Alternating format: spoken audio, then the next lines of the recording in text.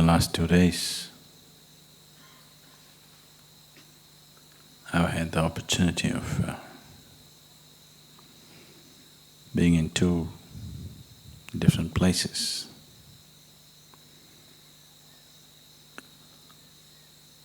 Of two different kinds, but the same intention, but two different kinds. I was at the Thanjavur temple, and yesterday I was also at the Gangaikonda Cholapuram. All of you have seen both the places? Have you? No? So Thanjavur is a temple where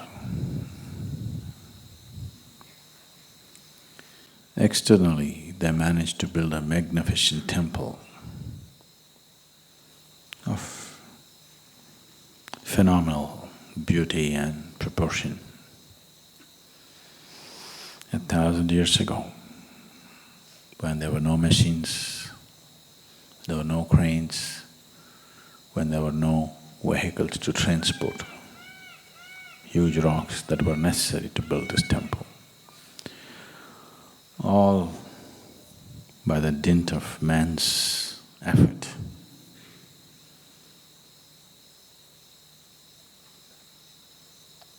It's not a simple effort. If you want to understand what kind of effort, I'll give you a simple project. Now we're building the Adi Yogi Alayam. So I want the rock which is in the Spanda hall to be shifted to the Adi Yogi Alayam. I want you to do it, all of you together, no machines. You know the rock? Then you will understand what it is. Because that's what they did. They say the rock that was used to make the linga was brought from Saurashtra in Gujarat, from the banks of Narmada, weighing almost 250 tons of raw stone, crossing Vindhyachal. No trucks. I want you to just imagine what kind of people are these? What was in their heart to propel them into such an almost impossible acts? So after all that effort, they built a magnificent temple, but the core of the temple failed. They could not consecrate the linga as they wanted. It did not work. So even today, people believe misfortune will come upon them by going to this temple. You know, it's common knowledge, people think you will come to misfortune if you go to Thanjavur temple.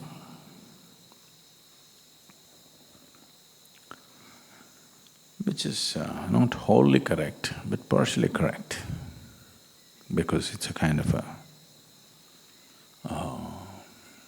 distorted energy form. It did not find completion.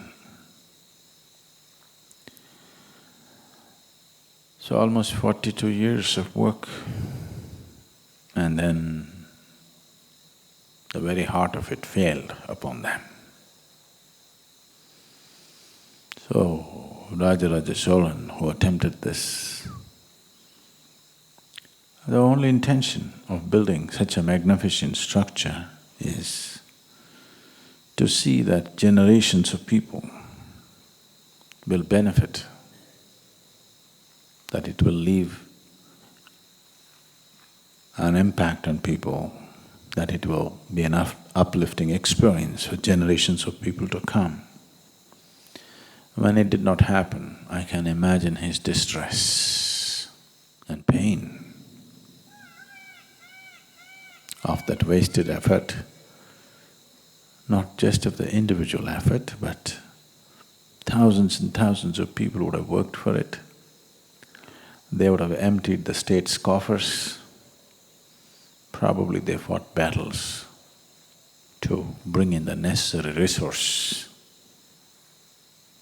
And in the end, did not find completion.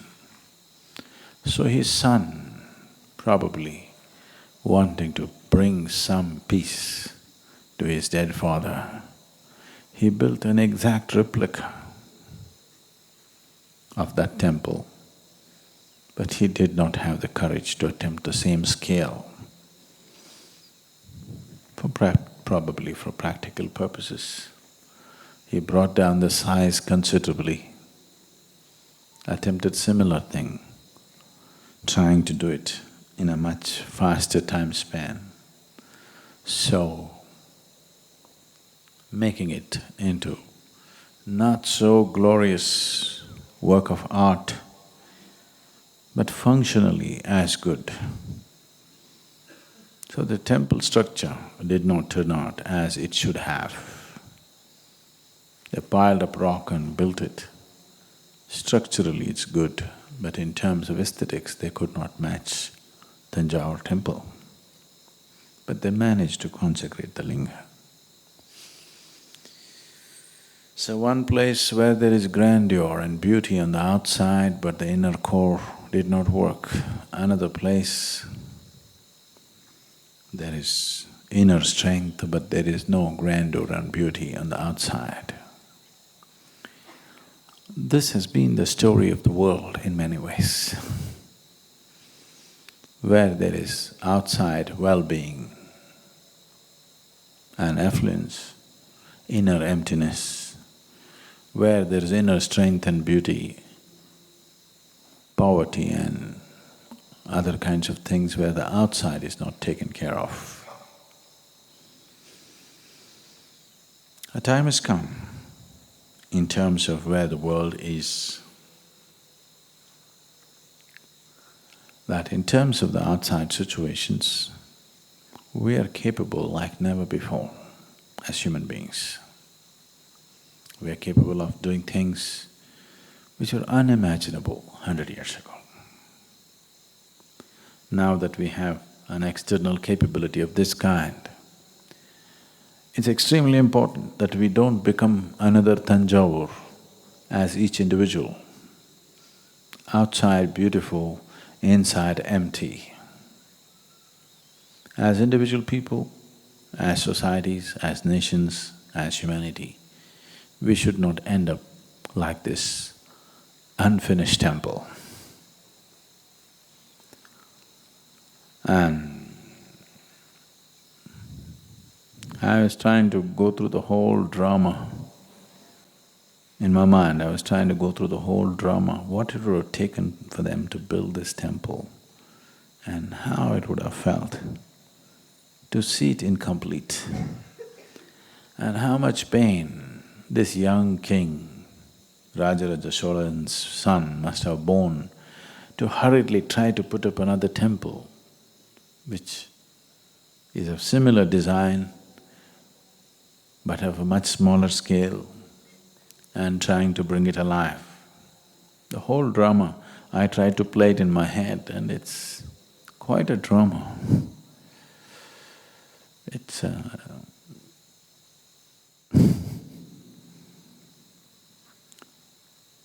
it's life in its very, very large scale, enormous magnitude. People playing out their life in a very large scale scape, and the pain of not being able to fulfill that, and the longing and desire to fulfill that. A fulfillment which is not of the personal kind. It is seen as something that you have to do for the people around you. This is a struggle and a pain and the fulfillment that every human being who longs to create something of phenomenal proportions to happen in this world. Not everybody meets success.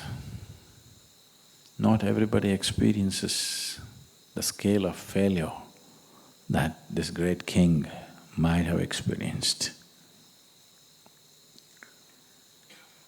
So, at this juncture, where humanity is compelled to make decisions about scaling down their exterior, not because of their own consciousness, but because of ecological compulsions, a time has come when humanity has to scale down its outside grandeur substantially if they want to live for a long time. If we as a species, if we as a race have to exist on this planet for long enough, a time has come we have to cut down our plans for the outside. So when such a time has come, it's best, because you cannot curb human aspirations in terms of wanting to do great things. So it's very important that we start rolling out grand plans for the interiority. Otherwise, a human being will feel trapped, that he cannot find expression to his creativity, he cannot find expression to his wanting to do something more than what he is right now. So it is definitely time to roll out plans, very mega-scale plans about the interiority of the human being. But even for that, we need some outside infrastructure, which we are trying to fulfill in the next coming couple of years, a year or two. And we want to roll out really grand plans for every human being as to what you can do within yourself. The incredible things that one can do within himself, which can easily keep a human being busy for a lifetime. And if you do such incredible things, at least you will not have the problem of planning one more lifetime. Because if you do such incredible things, then existence will see that you have to cease. You're too much.